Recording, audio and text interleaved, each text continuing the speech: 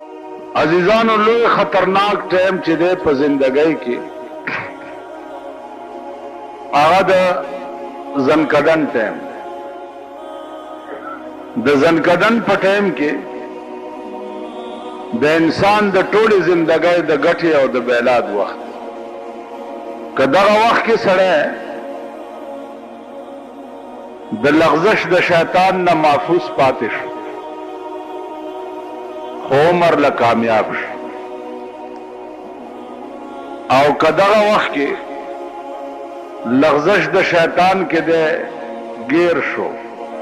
نو عمر له تباه شو. که تاسو خیال وکئ مونږ خلک چې دعا کوو نو دا وایو چې یا الله زمونږ آخره خاتمه ښه کړي. آخره خاتمه چې ده هغه دغه د زنکدن وخت و، ځکه چې د ټولې زندګۍ دار و مدار چې دی هغه په دغه وخت باندې. علما وایي چې د زنکدن په وخت کې سړی ډېر سخت تږی وي او دا وخت کې دی دا وایي که دا د ټولې دنیا دریابونه زما په دې خوله کې څوک راواچوي نو زما تنده به پې دفن شي. دغه وخت کې شیطان ورته ولاړي او یو لوی کټوره لاس کې نیولې او دې سړي ته وایي چې تو وایه چې دوه خدایان دي نو دا یخې اوبه به درکړي. نو دکه دنیا کې ژوند د ایمان په کمزورتیا کې تیر کړی وي نو د هغه وخت کې وایي چې دوه نه درې دي خو دا اوبه راکړه. نو هغه کټوري کې علما لیکي چې اوبه هم نه وي د شیطان پکې متیازې کړي، هغه توی کی او ورته وایي چې عمر له مې د بیړه تباه کړه. نو زما عزیزانو عرض دا انکشاف څنګه شوی؟ مولانا تھانوی رحمت الله علیه لیکلي چې یو بزرگ وفات کېده نو لوی لوی علما ورته ناست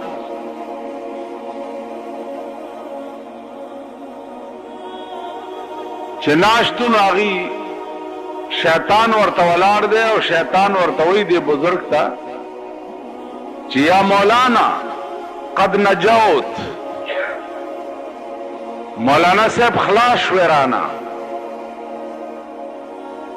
اوس دا علما چې دی لګیا دي و اشهد ان لا اله الا الله و اشهد ان محمدا عبده ورسوله. او دا سړی چې کوم مړ کېږي دی وایي چې لا لا لا لا. دا علما ریان شو چې یا الله مونږ شهادت وایو او دی وایي چې لا لا. د دې خدا معنا چې زه د الله د توحید اقرار نه کوم دا خو غرق شو. په دې کې د خدای شان او د دې سړي تبه وشلېده او حالت یې لږ ښه شو. چې ښه شو دا علما ورته وایي چې مونږ خو دې غرق کړو، مونږ درته کلمه شهادت ویلو او تا ویلې چې لا لا. بزرگ ورته وایي چې ما تاسو ته نه وی چې لا لا، تاسو سره جخت شیطان ولاړو. هغه راته وی چې یا مولانا قد نجوت، مولانا خلاص شوی رانه. وی ما هغه ته وی چې لا لا دا خلاص نه یم، مخکې ډېرې مرحلې پاتې. نو عزیزانو عرض مې دا و چې پته نه لګي د زندګۍ په انجام باندې چې زمونږ انجام به څه وي، مونږ سره به څه کېږي. آخر وخت کې به مونږ ته د ایمان دولت نصیب هم شي او که نه به شي. په دغه وخت کې که مونږ ته د ایمان دولت نصیب نه شو نو ابدالآباد دپاره هم بیړه تباه شوه، بیا به نه کېږي. که په دغه تمه یئ چې د مرګ نه وروستو دا ساعتونه ماتونه در پسې چا وکړه را وکړه جوړ، په دې به وبخلی شئ. دا باته هم غوږ نه وباسئ، په دې نه کېږي. چې د ځنکدن په وخت کې ایمان بیلې کدا ټوله دنیا در پسې څوک خیرات کی د یو کنجه کې عمره خیرات بنه در رسي خیرات هغه سړي پسې فایده کوي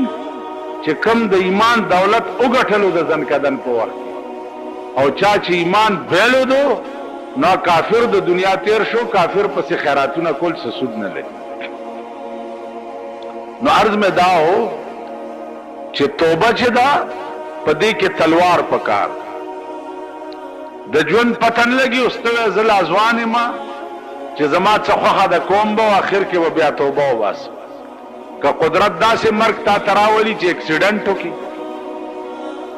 لارای موټر کې روان او یو غړپ شي غړا سره در نساوتی د توبې توفیق درته نصیب نشي یا د هارت فیل شي روانه پلار اورو دی ودری توبه ته چې برابرېږي بیا دې خپل اگري تشي تاسو خیال را نو د دې وجنه چونکې د ژوند او د ساوتو پته نه لګي نو توبه کې چې ده تلوار پکار ده الله دې توفیق مونږ او تاسو ټول ته راکړي عزیزان عمر شو سره اوس د مرګ نه وروسته علما وایي چې د دې مړی دوه حالت دي کدی مړی ایمان تیر کړي نو د پکور کې لا پکټ کې پروتي او په جنت کې داخلي او کدی مړی ایمان نه تیر کړي او د کافر د دنیا تیری نو دا مړی پکور کې پکټ کې پروتي او په جهنم کې داخلي بیا د کور چې روان کی نو په دې لار باندې مراحل دي څوکۍ دي وېدرې کم خو روان اخرت ته ځي پاسپورت شتا ویزا شتا دا غزه تیارې دي کړې دي وړاندې نه دی هلته بندوبست کړی دی بیا د کور نه تر قبره پورې دا مراحل چې طی شي او بیا قبر ته یوسي او په قبر کې کیږدي قبر کې کیږدي او خاورې پې واړی او خلق ته روان شي خلق ته روان شي نو حدیث کے راضی جناب رسول اللہ صلی اللہ علیہ وسلم فرمائے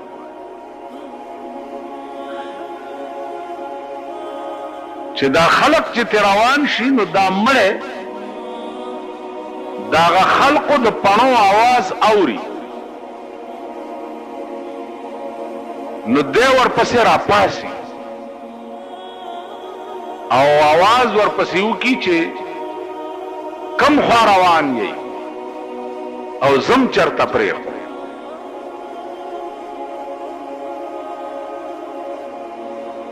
عزیزانو د فتنې دور دی پاکستان کې رنگ رنگ فتنې دي په دې قهر نن دنیا اخته ده چې مړه په قبر کې اوري او کناو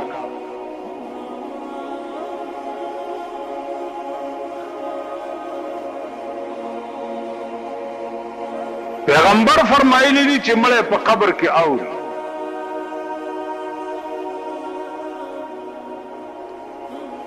او ستا زمانہ کې یو سړی دی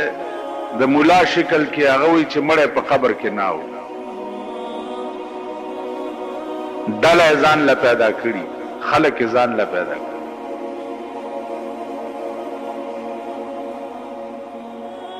اوس د دې علاج څه دی د دې علاج چې دی هغه زه نه یم او نه ته یې د دې علاج چې دی د ملک صحیح قانون دی چې د ملک قانون صحیح وو نظم و ضبط صحیح وو بیا ته وګوره چې په ملک کې څوک غلطه خبره وکړي اوس ازادي ده که څوک وایي مړي اوري او کڅو کوئی نه اوري او کڅو کوئی مړی ټوپونه وي او کڅو کوئی مړی غړیږي په قبر چا چې څه وي بس. نو عرض میں داو چې مړی په قبر کې حدیث کې راغلی دي چې هغه आवाज د پڼو داوي. بیا حدیث کې راځي چې رسول الله صلی الله علیه وسلم فرمایي چې خلق تلار شي نو آتاه ملکان، دو ملائکی ورته راشي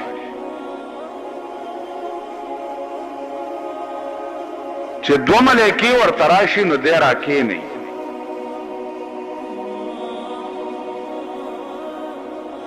د دغه ملائکو دو حالت ای. یو حال دای چې په ډېر ښایسته شکل کې راشي، یو حال دای چې په دومره بدرنګ شکل کې راشي چې سړی ورته وګوري نو د هغه نه ډب بوټ وځي. نیک سړي ته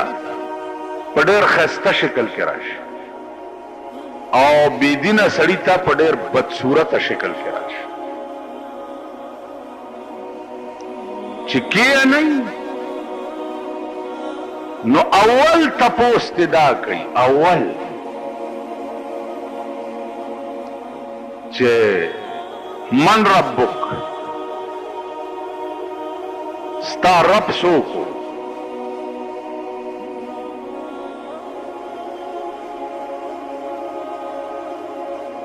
اوس که رب سره دې سړي سره تعلق ساتلی نو به وایي چې ربي الله وکړه.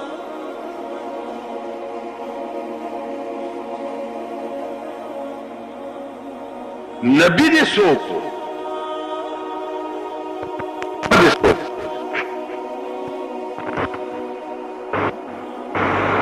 د دې مړي دوه حالت دی. که دا مړی نیک وي نو پختن سره ورته وایي چې ربي الله، زما رب الله دی، زما نبی جناب محمد رسول الله. که دا مړی بد وي د ایمان خزانه ورته نه نصیب شوي د زنکدن په وخت کې، او من ربک، رب دې څوک و، نبی دې څوک و،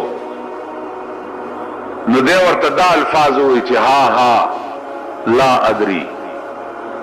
هاي هاي والله که زه خو پوهېږم، زه نه پوهېږم چې زما رب څوک و یا زما نبی څوک و. نو ملائکې ورته وایي چې اے خبیث او پلیتا، مونږ ته دا پته وه چې ته به مونږ ته همداسې جواب راکړې.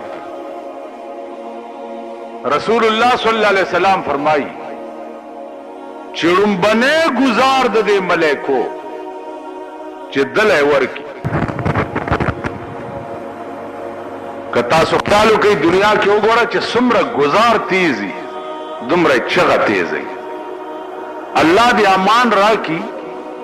چې دا به څومره سخت گزاري چې مشرق او مغرب کې چغه اورېدی کی، الا پیریان او بنی آدم ځکه نه اوري چې قدرت دا راز فاش کول نه غواړي. بیا په ده باندې په قبر کې عذاب مسلط شي.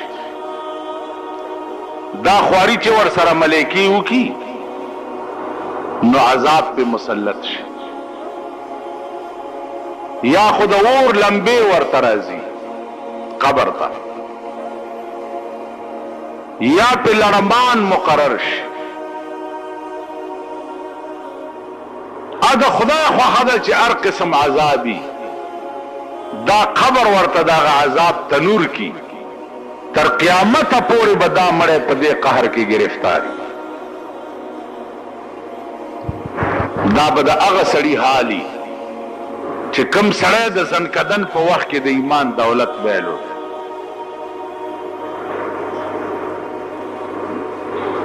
ایمان ګوره دا یاد لرئ، یقین او تصدیق ما جاء به النبی ته وایي. رسول الله صلی الله علیه وسلم چې کوم شی د الله نه راوړی دی پاغه یقین کول دیتا ایمان وایي. دغه یقین که د زنکدن په وخت کې چا بیلو دو نو عمر لتباش، او کدا یقین د زنکدن په وخت کې وګټلو نو عمر له بیره پار شو. چا وګټلو ملائکه رااله او تپوس ته وشو.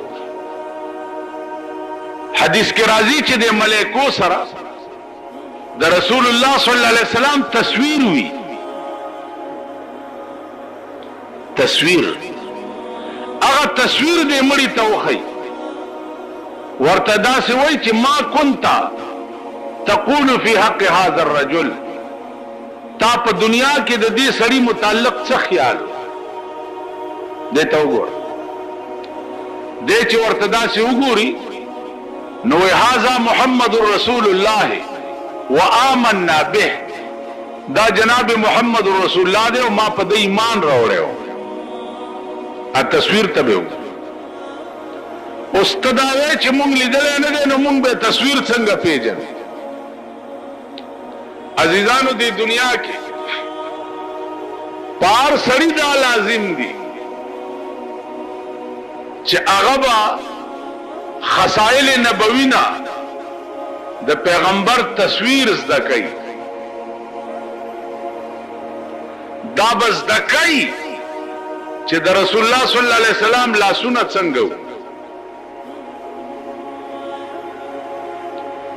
دا خپې مبارکه څنګه وي، دا قدمونه مبارکه څنګه وو، قد څومره وو، د چهره دا بناوټ څومره وو، د پوزې دا ساخت څنګه وو، دا شونډې مبارکه څنګه وي، غټې وي نری وي، دا غاښونه څنګه وو، غوږونه څنګه وو، دا پورا نقشه به تاته یاد ای. دا تاسو ته یاد ای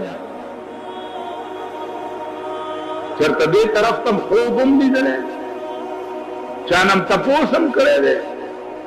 چې زمونږ د پیغمبر قد مبارک څنګه یا د هغه لاسونه څنګه. اوس مانه تپوس وکئ،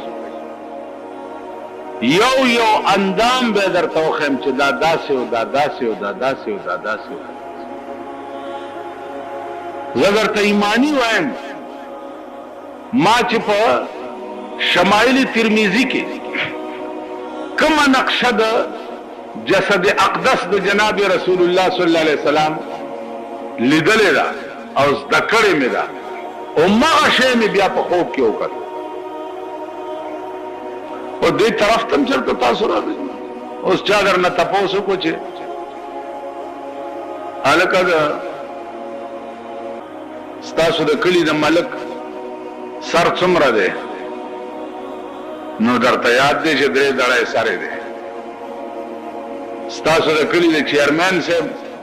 لوړ دی که مندری دی؟ خم ورته کتلي، ځکه چې شپه ورځ ورته داسې ګورئ ناست یې ورته لکه د توسن کارغه غوندې، هغه درته هر څه یاد دي.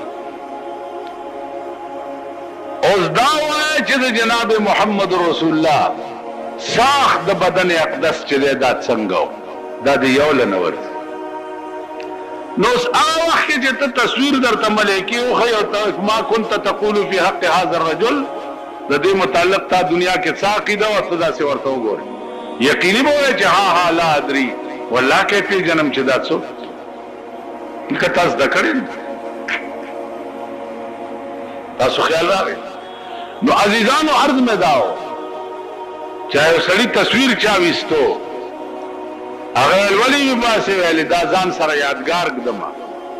هغه ورته جب تصور دل میں ہو تصویر کی حاجت نہیں جب تصور دل میں ہو تصویر کی حاجت نہیں زلف کے پابند کو زنجیر کی حاجت نہیں زما تصویر باسی چیزان سر یادگار کی دی جب تصور دل میں ہو تصویر کی حاجت نہیں زلف کے پابند کو زنجیر کی حاجت نہیں چا پڑھ کی چیز چا تصوری هغه ته د تصویر ضرورت نشته کم سړی چې د یار په زلفو تړلی هلته د زنځیر حاجت نشته دل کے آئینے میں ہے تصویر یار جب ذرا گردن جھکائی دیکھ لی د یار تصویر میں د زړه په شیشه کې دی او چې سر ټیټ کړم وی ګورم د تصویر ضرورت څه نو عرض میں دا عزیزان چې د رسول الله صلی الله علیه وسلم حلیه مبارکه دا بس دکه دا بدر تپتی دا درد زړه کې پیدا کړي داغه حدیث دا بیاده دا درد زړه کې پیدا کړي حدیث بیاده پکار دی اړ یو مسلمان خبره پیښه شي او دی قال قال رسول الله صلی الله علیه وسلم یو حدیث بیان د حدیث الفاظ بیان دي نو علامه د مرګ په وخت کې د ایمان دولت درته نصیب کی ځکه چې د ایمان دولت خو د خدای او د رسول سره دی خدای او رسول سره د رابطه او تعلق خو ایمان دولت په نصیب شي خدای او رسول سره رابطه او تعلق نو د خدای او رسول کلام دې ډال کړو د دنیا د اصول د پاره دنیا دې په ګټله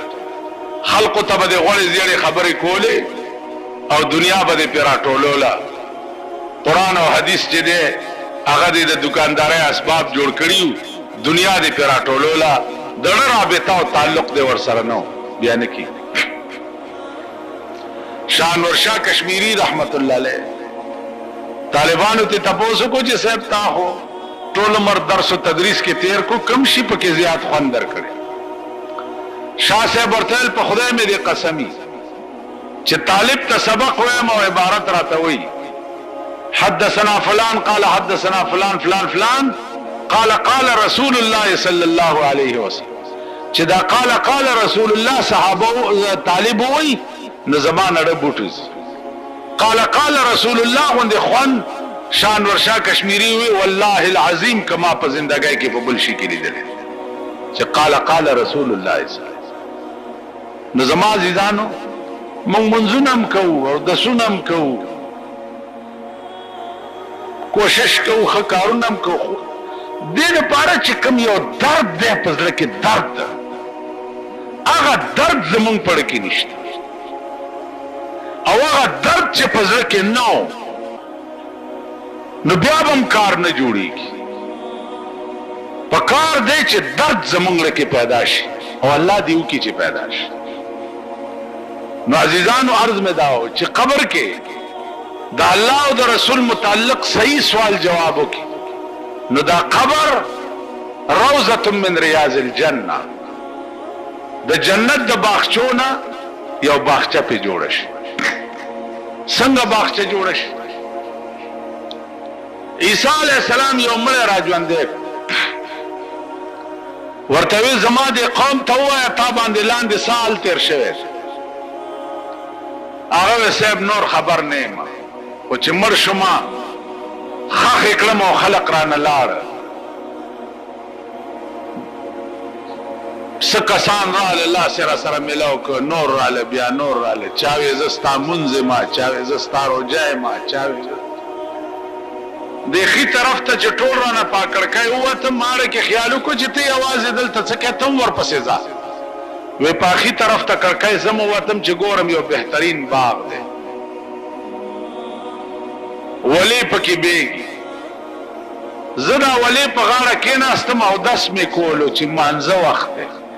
حدیث کې راځي چې سړی مړ شي او په قبر کې خښ کی هر ټیم چې خو په د باندې د قبر وخت چې دی زیړی مازیګري. یو جنۍ راغله او ما ته وی چې کاکا دلته منځونه نشته، بس دنیا کې دي چې سکړی دي کړی دي او دلته مانځ. و ما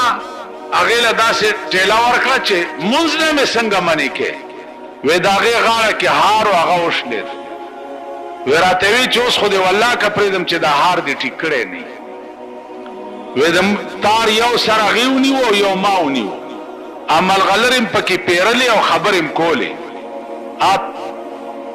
هار لا پیرلې شوی نو چې تا आवाज وکړو او زروت.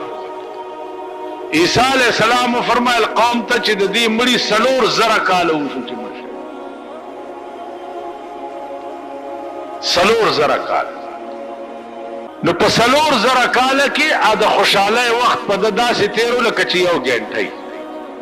دنیا کې وګورئ د خوشاله وخت باندې سړی پویم نشي،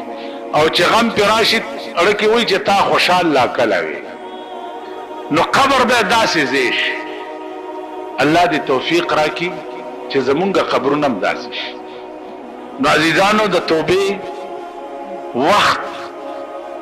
کلاو دی، دروازه یې لرې ده. تاسو وایي د توبې دروازه توبې څه کوټه نه ده چې دروازه یې بندېږي او کلاویږي. قیامت په قریب کې به نور د دې ځای نه راخیږي دې طرف نه چې قیامت شي، نو بیا به نور د دې طرف نه راخیږي. خو دې طرف نه چې په کومه ورځ نور راوختو بیا به څوک چې څنګه دې دغسې به پاتې شي بیا به توبه نه کوي. اوس نور داسې راخیږي داسې پرېوځي، بیا به نور داسې راخیږي داسې به پرېوځي. دا د توبې د بندېدو وخت به چې نور دې خوا نه راوختو هر سړی به ځای په ځای پاتې شي، نه به توبه قبلېږي او نه به ایمان قبلېږي.